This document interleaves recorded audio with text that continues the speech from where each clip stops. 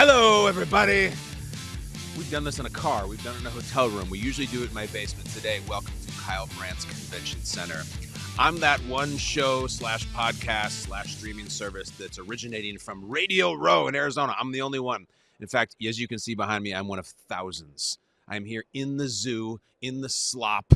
I've been coming to the Super Bowl. The first one I ever came to was Giants Patriots, the first one, 18-0 Patriots. And I've been coming to Radio Row all those years. That was a different lifetime ago. And this is what I'm supposed to tell you. What's really changed over the years hasn't changed at all. You know what's changed? The sponsorships. Everything else is the same. The card tables, the plates of cookies that get brought out and are gone in 3 seconds. The mascots, the cheerleaders, the Hooters girls, the guy who built the stadium out of Legos, the guy who built the stadium out of snacks and sandwiches. They're all here. They're all here.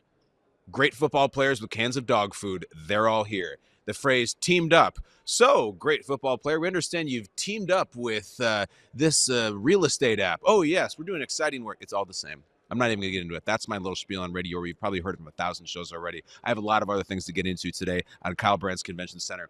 I had a life memory last night in which I was in front of every single person in my chosen industry, in the pro football industry that you love and consume, screaming and bellowing angry runs. I did the angry run segment in full at NFL Honors, on the stage, in the audience, in the crowd. I'm gonna empty the bag and tell you all my memories of it, good, bad, and otherwise. It was a wild experience. I think it was good. It was nuts.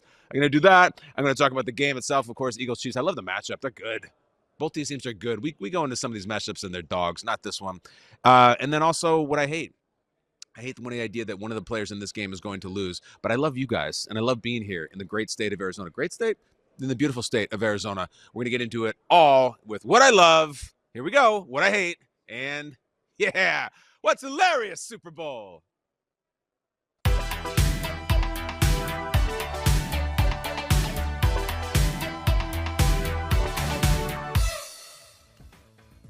Eagles Chiefs still works. It still works for me. We have known that this is going to be the matchup now for 12 days.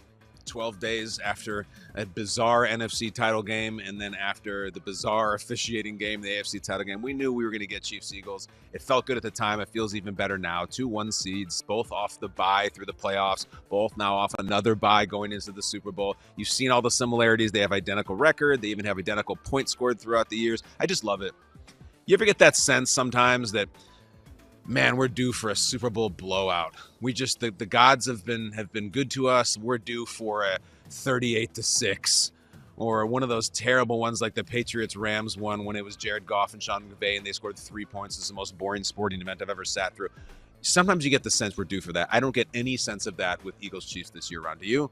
I have no little tingle in my pinky that this is going to be awful and we're all going to be bored by the third quarter. I like this one. I like it a lot for all the reasons we've talked about for 2 weeks. I also like my system. I have a system I've been developing over the years. It's difficult to pick a champion, to pick winners in this type of game. You go back and forth. I feel like most people I talk to like the Eagles, maybe like a 60-40 split, Eagles-Chiefs. But I've run into this before because in what I do, you're forced essentially at professional gunpoint to give a prediction, and you got to give a final score prediction, and that they just like put it up there and people eat it up. So if you're ever stuck and you don't have a gut feeling, or you just don't have some overwhelming idea about where you're going, this is what you do. And this is what I did this year, and I'm going to share my results with you. Just get into the two teams. Try to not think about the coaches and exclusively in the quarterbacks, which is what 80% of these conversations are about. Look at the roster for Team A, Team B. You can even print it if you want to. Get a little pen out, a little highlighter. You put one next to the other. 22 starters versus 22 starters. And you go position by position, and you have a little game of who's better at this position. In other words, you have 2 left tackles that will be playing this game, one for the Eagles, one for the Chiefs. Who has the better left tackle? Who has the better middle linebacker? Who has the better quarterback? Who has the better safety? You just go up and down until you get a score of, here's where I come out. This team has won this something to something, meaning something adds up to 22. First time I ever tried this was the last Eagles Super Bowl. It was Eagles-Patriots, and the Patriots had a better coach and a better quarterback, but that Eagles team seemed to be really stacked and have a huge roster, and I did it, and I did the math, and it came out overwhelmingly in favor of the Eagles are having better roster top to bottom, position to position. So let's do it right here. I've already done this. This is now this version of Eagles-Chiefs. Position by position, here's where I come out. There are not a ton that the Chiefs are better at than the Eagles. If you look at a given position on the field, there are not a ton where the Eagles man is inferior to the Chiefs man. The Eagles guy's almost always better. In fact, the only places that I have it, I have Eagles left guard deficiency. They're losing Joe Tooney versus Landon Dickerson. I have that matchup. I have Trey Smith, Isaac Seumalo. Okay, these are the ones in favors for the Chiefs. Position to position, the Chiefs have a better guy. I think Juan Thornhill is a better safety than the Eagles have. I think Chris Jones is better than the Eagles guy.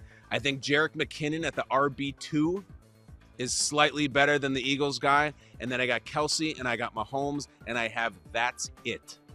So what I just said was the 22 positions, I have a score of 15-7. 15-7, the Eagles have a better player than the Chiefs. Now, if you want to put in Harrison Butker over Jake Elliott, I'll give it to you. Jake Elliott's a good kicker, and it may come down to kickers, but I can even make it then another point for the Chiefs if you're really scrounging for it. But my score of the Eagles-Chiefs prediction, the Super Bowl, the whose guy is better, 15-7 in favor of the Eagles. Now, you might say, well, that 7 includes the quarterback, which should count as more. Sure, maybe. It also includes Kelsey, who's a superstar, one of the maybe 10 best players in the NFL. That should count as more. And this doesn't include the coaches. That's all fine. That's why it's difficult to pick. It's a Super Bowl. Both the teams are really good. They both won the conference. They're both excellent teams. But I will boil it down to that, 15-7. You wanna pick a winner? Someone's asking you at work, in your family, on your text chain, who do you got? Do that. Study yourself. Maybe you'll come up with different results. Maybe you'll come up with a completely different deal, and you'll say, no, Jordan Mailata is not a superior tackle, and you'll go up and down the rest. That's fine. I'll tell you right here in Kyle Brandt's Convention Center, Eagles 15, Chiefs 7. They got 15 great players. Chiefs have 7 great players, and they win that matchup. That's why the Philadelphia Eagles win 31-20, and we all win because we get to see Rihanna, who I was told this week is Rihanna, not Rihanna. And yet, if you go into the deep dive of it, Rihanna herself has called herself Rihanna. So I think I'm going to stick with Rihanna, and I'm going to be proud of it. I'm sticking with Rihanna, and I'm going Eagles 31, Chiefs 20. Let's get, though, to what I hate. Come on.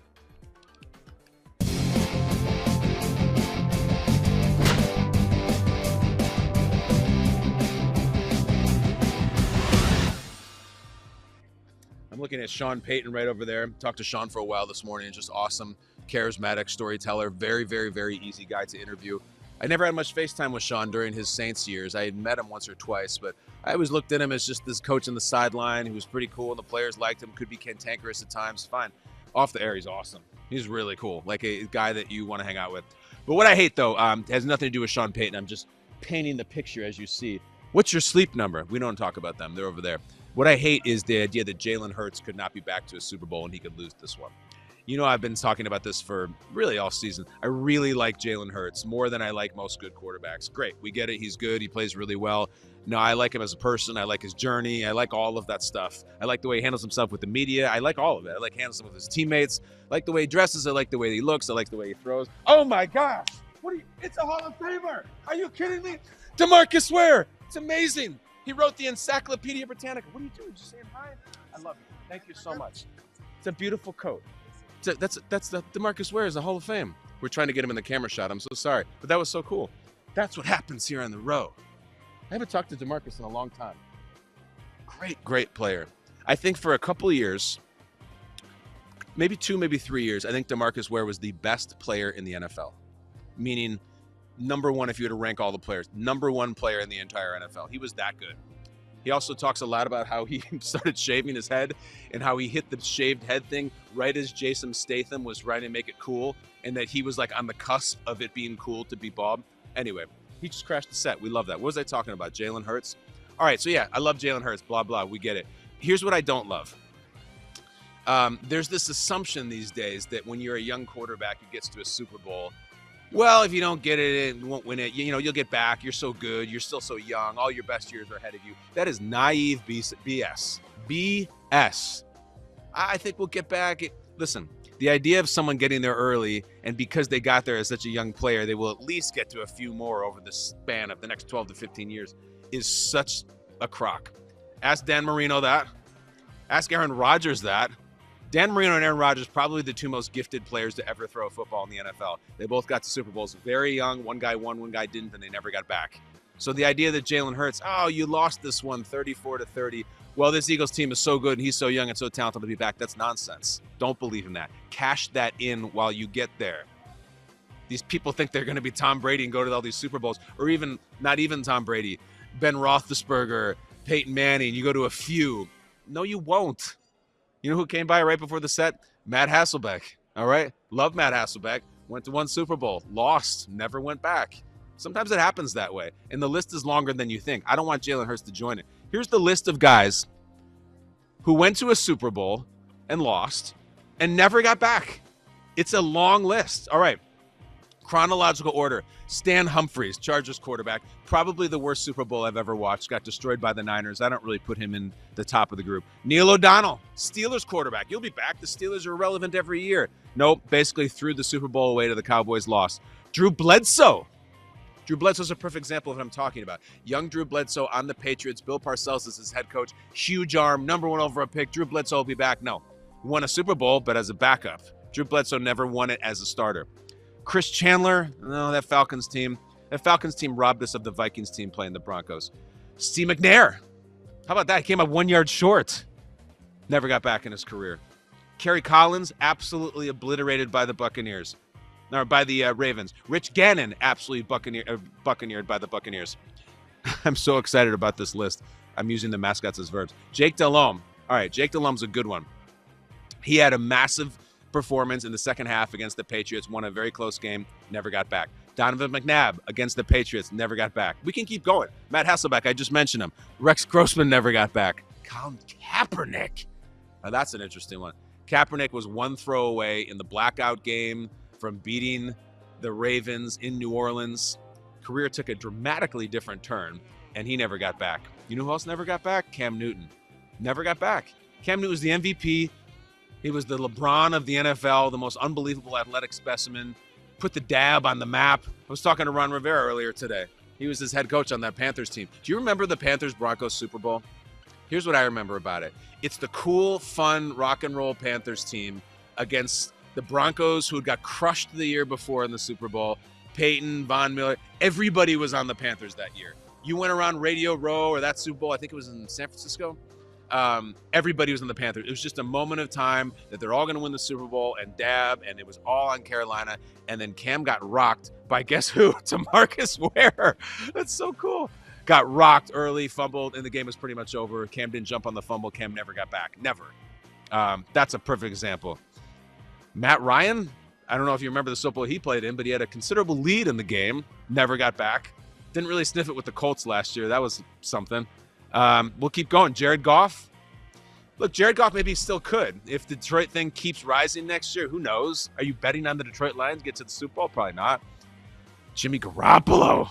Jimmy Garoppolo, again, one throw to Emmanuel Sanders down the middle of the field. If he hits that throw, they probably win that game. I don't know if he's ever getting back. We don't know where he's playing. And then, of course, Joe Burrow. Now, Joe Burrow was back in the title game. It was one game away, and he's obviously the favorite to get back, with all due respect to Rich Gannon and Stan Humphries. Joe Burrow maybe get back, but Joe Burrow maybe not ever. That's the perfect example of what I'm talking about with Jalen Hurts. Everybody looks at Joe Burrow and they say, well, that's all right. You know, he lost that one early. He'll get back. How do you know that? Do you have that much faith in the Cincinnati Bengals as an organization, not exactly sterling over the decades, that they're going to do all their contractual stuff, all their salary cap stuff, they're going to draft well, Burrow's going to stay healthy? Burrow takes a ton of hits, already had one huge injury. I don't want it to happen to him, but the idea that it's just a given that Joe Burrow will get a chance to avenge his Super Bowl losses, BS. I remember George Kittle standing on the sideline of the Niners Super Bowl that they lost to the Chiefs, and he's mic'd up saying, in the final seconds, he said, whatever I have to do, I will get back here. I vow I will get back. I will return to this game. He has not been back. He has not been back. You don't get to get back. Jalen Hurts, make this one count. This is, I'm going to say, not only probably, but likely the only Super Bowl you ever play. It is just too difficult to get back. The NFC, AFC doesn't matter. Too competitive. I like you. I'm a fan of yours. Don't let this one get away. Win this one. I would hate to see him blow it. Let's get to what's hilarious. I'm going to need to carbo load for this one. All right.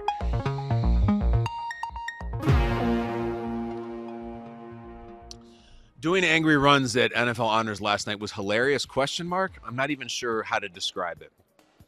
So I've been doing angry runs on the NFL Network for about 5 years.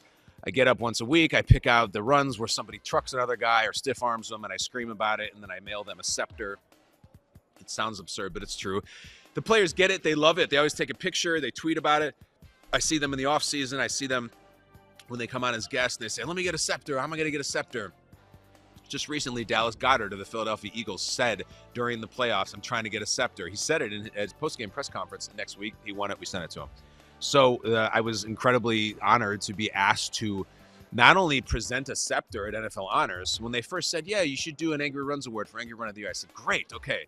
So there'll be the voiceover guy. Now, please welcome Kyle Brandt. And maybe they put me with a classic Angry Runner. And Marshawn Lynch. And we come out, we do our witty banter from the teleprompter. I read the finalists. They come up, they make an acceptance speech like they do at every award show ever. They said, no. We want you to do the segment. I do the segment. You mean all that? All that? They're like, yeah. And it'd be really cool because maybe we can have your finalists for the Angry Run of the Year, and we can invite them there, and they'll be in the crowd. And maybe you run up and down the aisles of the crowd and like kind of hype them up. And as you're talking about their runs, they're there, and they're reacting to you, reacting to them. And I said, wow, that's really aggressive. I'm flattered that you want that, and that's really ambitious. And so, I'm going to say yes. That's bold as hell. My concern is just like that's a unique room. I usually do the Angry Runs for an audience of 3 live people on a television set in New York. I'm going to go to Arizona and effectively do it in the middle of prom here in Super Bowl week, and they said, let's go for it. So I was, as I've talked about on the show, really nervous because it's not just going up there and reading and announcing a winner. It's like doing a whole transformation and screaming and sweating, and my mic comes off and my fly is down. I'm always a hot mess during that segment. That's part of the reason the segment works. So you get there last night. I go through a rehearsal. They have if the show starts at 7, in the middle of the afternoon, they have a rehearsal where you show up at your time, and they give you a mic, and they got all the lights, and the live band is there, and it's really cool. Did the rehearsal, ran up and down the audience. You see in the audience in the chairs, they've got those pictures of the cards of like, here's Aaron Jones, and here's Jared Goff, and here's whoever. That's where they're going to be sitting. That's kind of cool to look at. And I was excited after the rehearsal, and I felt really good about how it went. And I think all the people in charge of the show did too. So I get to the show. I show up.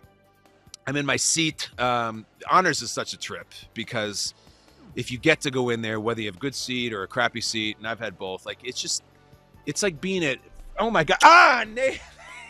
Love you, brother. Nate, I love you too. Nate's a kisser. I know you're working right now. I just want to say what's up. This is the greatest, Nate. You came in. How many times did you could kiss me over the years? I don't know. We've made out a few times. Many, right on the lips. Yeah. We'll do it right now. Get out of here. That's Nate. That's truly my brother. That's my guy. I'm all flushed. It's the most action I've gotten in weeks. Anyway, this is what happens in the Radio Bro show. Anyway, so I get there, and Honors is amazing. It's like a Pro Football Comic-Con. It's like you're seeing Wolverine and the Fantastic Four and the guys from Star Wars, just whatever. Everywhere you look is someone that you grew up watching or that is currently on your fantasy team, and it's really cool. So you sit down, the show starts. It's Kelly Clarkson. She's amazing. It's got great energy, and I knew that about an hour in, someone comes and taps you on the shoulder and takes you out of your seat and sits you down to take you backstage so that you can be announced to come out. Sure enough, they get this guy, comes get me. I have to say a lot in the segment, and I have all these lines and things stacked on top of my head. There's no teleprompter. It's difficult. So I go back into the green room. You get to the green room. That is where the staging area where either all the people who are about to present or maybe already did present are just hanging out because there's a bar and food in there. So I see some of my people. I see Peter Schrager. I see Carissa Thompson. I see Joel McHale, who I've always loved. Emmett Smith and Barry Sanders are in there, who are my childhood idols, like just crazy. They're sitting there at the Gold Jackets, Hall of Fame stuff. Rich Eisen, Jerry Jones, Terry Bradshaw, who's just holding court. And I'm still really nervous and tense. Well, if you thought I was nervous and tense then, check out where this goes. So then they bring you like a segment before when you're like maybe 3 or 4 minutes from going on. It's all live. So there's no taping. It's on a clock. I walk out to the wings of the theater, like in kind of the side stage, and they put the microphone on you. And I had to wear one of these headset mics because I was going to be running around. So I have like the Britney Spears microphone. And I'm standing next to Jamar Chase, who had no idea who I was and is wearing sunglasses in a very, very dark backstage. I run into Kelly Clarkson, who I'm a huge fan of. She comes by, is amazing, gives me a hug. We talk about our kids, just absolutely delightful person. Loved her. And then something got weird. And as I'm getting nervous, and they're like, all right, you're almost up. You're the next segment. I notice that there's a large crowd of people with a larger than usual, let's call it a following or an entourage, whatever you want, as they walk past me. I was like, what is all this commotion? This is the segment that was going to be on directly before me. And I look up, and I do this double take as this person walks by me. I'm like, that's Damar Hamlin. That's Damar Hamlin. Oh my gosh, I've never met him in person, but this is the person that everyone's been talking about, the whole world really, for the past 6 weeks. And he's going backstage to go on set, on the stage. So the group before I do angry runs is the entire Buffalo Bills medical staff, and really the first major public appearance by Damar Hamlin since what happened on Monday Night Football. So the medical staff goes out there, immediate standing ovation for the entire theater, beautiful moment. Then Damar comes out as this sort of surprise unveiling to the theater. People are crying. He comes out and says, I have to thank God that I can even be here today to talk to you. They got a shot of Roger Goodell. He's got a tear going down his cheek, like a beautiful moment. And I look over and I go to this like stage man. I go, I'm going after this. And he goes, yeah, you're up next. And I'm like, do you understand that my segment that I'm doing is about people hitting each other, and it's about ferocity and screaming references to video games and lighting people up and stiff arms? I'm coming after this.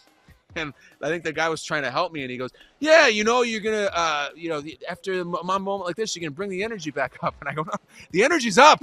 The energy's way up. The people are having a religious experience out there. They're crying tears of joy. I'm going to be screaming, making Mario Kart jokes. What? This is how we're doing it? But Dave Chamberlain, who runs the whole thing, who is like the czar of NFL honors, had a vision. And so I got to go out there, and I'm like, after they do the Damar Hamlin thing and they clear the stage of the walking miracle and the human inspiration to all of us, and I go out there to wave my scepter around in my T-shirt, I have to acknowledge it, right? What just happened?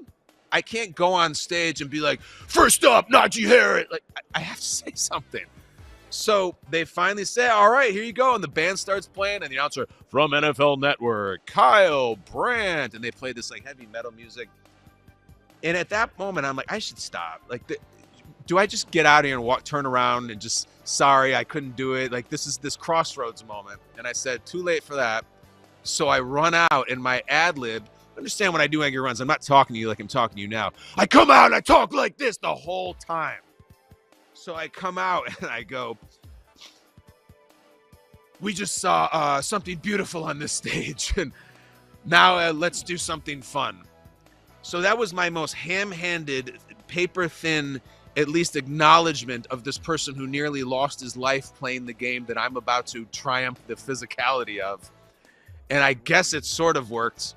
But then I went into this 2.5-minute vortex of being down in the crowd, screaming about this player, that player, this stiff arm, this broken tackle, and understand while this is going on, I'm running around, and I said, it's Comic-Con. So there's just faces that flash in front of me as I'm working, as I'm running, as I'm on this live mic on live television, doing something I've really never done before in that type of setting. It's just faces. And I'll be like, Meek Mill's face flashes, and then I run, and it's George Kittle, and it's Christian McCaffrey, it's Tracy Morgan, it's Roger Goodell, Orlando Pace, Ron Rivera, just in front of me, just one after another after another. And at that point, you just go. If you stop talking, it's over. So you just go. And I'm becoming aware that I'm sweating, and my microphone is getting loose, and the words are just flying out of me as I wanted them to, 1,000,000 miles an hour. And the thing about the finalists that we had for Angry Runs last night, it wasn't this star-studded group. It wasn't, I don't know, Derrick Henry and Christian McCaffrey and maybe Alvin Kamara, just people who are household names. The first guy was Rachaad White, who was a rookie for the Buccaneers, who had a nice season, but is not the guy who is selling jerseys across the country. So I run up to Rachaad White, and I had to make sure I knew what Rachaad White looked like, because they told me he was going to be a certain seat. But I'm like, all right, I think I know what he looks like. But he had long hair before, and hair was braided. So I run up to him, and I'm screaming, "You're awesome! Look what you did! Look what you did!" And he's just kind of chill. He's got sunglasses on. He's not really giving me anything. He's not fist pumping. All right. Then it was suggested to me that as I'm going through hyping these running backs in the audience, that right next to them is Jim Brown, who is in fact the inventor of the Angry Run. So I went to just a brief respectful acknowledgement of Jim Brown, who, I don't think was terribly interested. Respectfully, I love Jim Brown. And then I went to Dameon Pierce. Now, Dameon Pierce is another rookie for the Texans, nominated. Dameon Pierce gave me a smile. He was excited. He seemed to get it. His run was amazing. And the funny thing is, as I'm talking to Dameon Pierce and Jim Brown's behind him, not paying attention, not interested, across the aisle, meaning from here 4 feet away to here, is Roger Goodell. And Roger Goodell is the MVP of the whole thing. He gets the game ball because he's familiar with Angry Runs. We've talked about it before. He likes to watch Good Morning Football because it's on his network, so he knows it. And he's just laughing and supporting and turning and fist pumping. If I had 2,000 Goodells in the thing, we would have blown the roof off the place. He was my MVP by far, because then we get to the end, I have to go to Najee Harris. Now, the idea was that Najee Harris was going to be on the other end of the theater. He was seated there deliberately so that I can sprint across the auditorium, lighten up the place a little bit. Frankly, need a little energy at that point. So I'm running across Justin Jefferson, Jamar Chase, McCaffrey, Kirk Cousins, Kittle, all those guys, and I scream out, "Where is Najee Harris? Show me Najee Harris." And Najee's sinking down in his seat. I'm going to fall off the stage. Najee's sinking down in his seat because, I think he maybe doesn't want to be part of this, even though he knows that this is the award that he's nominated for. So I'm screaming, "Where's Najee Harris?" And initially I was doing it as shtick, but then I was actually screaming it because I didn't know where he was. So I had a friend. At desperate times, someone stepped up to help me. And the guy sitting behind Najee Harris was Calais Campbell, who is probably the biggest human being in the entire theater. So he stands up, and I can't see Calais, but I can't see Najee, but I see Calais, and he's up behind him going, right here, like just calling him out. So I said, "Thank you, Calais, thank God." And then Najee was just down in his seat, and I think Najee has a quirky personality and picks his spots. He was not picking this spot to show his quirky personality. And I was trying to get something out of him, and I'm hyping him, and I'm screaming, and meanwhile, the whole theater is watching him stiff-arm this guy into oblivion. And you would think that would be like a puff your chest out moment for Najee. No, he was sucking the chest in. I finally got him to say anything, which I literally think was the word "sure," which is not a great word, especially in a segment about excitement. So I get up, I finish, and then I go down to the theater, and I got 3 finalists out, and I'm about to say, "And the winner is," and I noticed that right in front of me, like as close as this camera feels to me right now, was Saquon. And Saquon's sitting there. He's got a beautiful bow tie on. And Saquon has won Angry Runs a few times before. And he's looking up at me and I'm like, I can't even describe the face. It was a little bit of intrigue, a little bit of confusion, and just a tad of concern. And I respected the concern, Saquon. So I took him up and "Hey, Saquon, next year, you're going to win this next year." Then I announced Dameon Pierce. I run over. He seems pleased. At least he's smiling. He seems to understand what happened. I give him the scepter, and it was over. And Roger Goodell claps his damn hands off for me. Couldn't appreciate it more. Most important person in the whole theater was the most excited person in the whole theater. And then it was over. And I get back to the green room, and there's a whole bunch of people in there. They're great job. That was crazy. And I was still sweating and still breathing really heavy. I feel like I still kind of am. I still think I'm breathing heavy from that. I got through it. I don't know if any of the people who got the scepter knew what planet I was on, but just so many faces. Many of them, I think, a little scared, but some of them happy. And those are my people. Calais Campbell and Roger Goodell. Roger Goodell. Loved it. I'm big in those demos. So that was it. Lifetime memory. If you want to see the entire thing that I just described, it's on my Twitter. It's on NFL. Maybe I'll pin it to the top of my profile. You can see it right now because I can tell the story as thoroughly as I just did. And believe me, you need the video and the audio to really do it justice. I run out of the lobby afterwards. First person I see is George Pataki, the former governor of New York. I'm like, am I on acid right now? What the hell world did I just run into and run out of? Kind of like Radio Row here. I haven't been kissed on the show in at least 15 minutes, and no new Hall of Famers have come by. So I might be the writing on the wall here. I want to thank all the crew here, the wonderful men and women here with Omaha Productions, great people. And I want to give them a special shout out. They have a giant tub of Quench gum. Remember Quench gum you get at the sporting goods store when you're a kid? And it would like tell you to, you could chew it while you were playing basketball and it would miraculously quench your thirst. I love it. I still chew it. Wish the flavor lasted a little longer, but it's a medicinal gum. It's not for pleasure. It's to get you hydrated so you can drop 30 points, or in my case, scream for 2.5 minutes NFL honors. Guys, that's it. That's all we got here. That's all we're going to do from Kyle Brandt's Convention Center. The next time I talk to you, we're going to know who the Super Bowl champ is, Super Bowl MVP, who's going to Disneyland, who blew it, how great was Greg Olsen on the call. Kevin Burkhardt never gets mentioned anymore. It's always about Olsen. Burkhardt, amazing too. That's it. That's Kyle Brandt's Convention Center. Maybe we'll do it again next year. We're checking all the boxes, cars, hotels, convention centers. Our favorite one, though, is the basement, where we will back Monday. I love you guys. Thank you. Please see your way out past the sleep number and all the myriad of other gambling companies who are spending money to have talent here, and enjoy yourself here in the beautiful state of Arizona. See you back in New York.